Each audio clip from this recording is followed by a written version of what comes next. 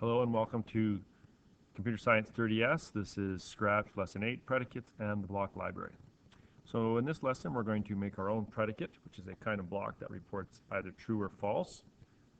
We already have a built-in greater than operator and an equal operator and a less than operator, but we want a new predicate that we're going to call, or a new block that we're going to call greater than or equal to. So we're going to create this new block and we're going to select the predicate shape, which you see down here is the green predicate block down here, and you'll notice the shape of it. And we're going to use our %x greater than or equal to %y. We're going to accept two values, x and y, and of course we're going to make this available for all the sprites. So this gives a block editor that has a predicate shape blank at the bottom. You'll notice it down here.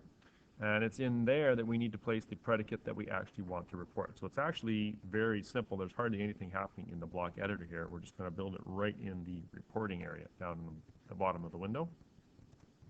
So what I'd like you to do is we can fill that in with a composition of a greater than, or, and equal operators.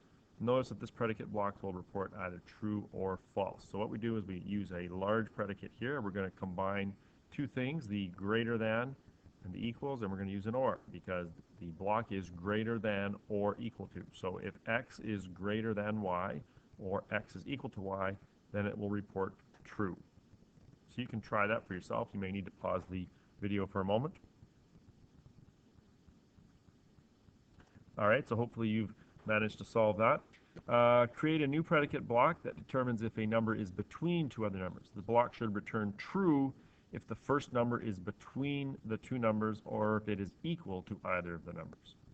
And you should save this to your block library. And by now you should have created a small block library of blocks that you've created. You should have is some number between another one and another one. You should have the sum of three things. You should have the max of x, y, and z. You should have a midpoint block. You should have a draw line block. You should have a draw triangle block, max of x and y. You should have draw square and draw shape. These ones might be all together as one project, but it wouldn't hurt to save them as individual ones as well.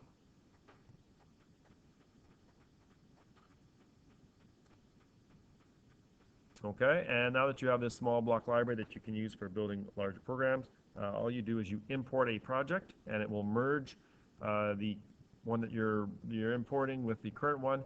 If the blocks are saved correctly, you can combine many projects to use previously created blocks. So you should have all your blocks saved as separate sort of files, and then when you import them, you can use those blocks in a new program. There are some blocks that pre-made blocks available at this link here, and I've put that link on Schoology as well. You can check those out. And the hand-in for this lesson here is just to submit your in-between block. Pretty simple. You may want to use for your in-between because it should return true if the first number is between the two numbers, or if it's equal, you may want to use your greater than or equal to block that we just created here as a part of your in-between. So go ahead and complete that assignment if you would please, and turn it in, and then we'll move on to lesson number 9.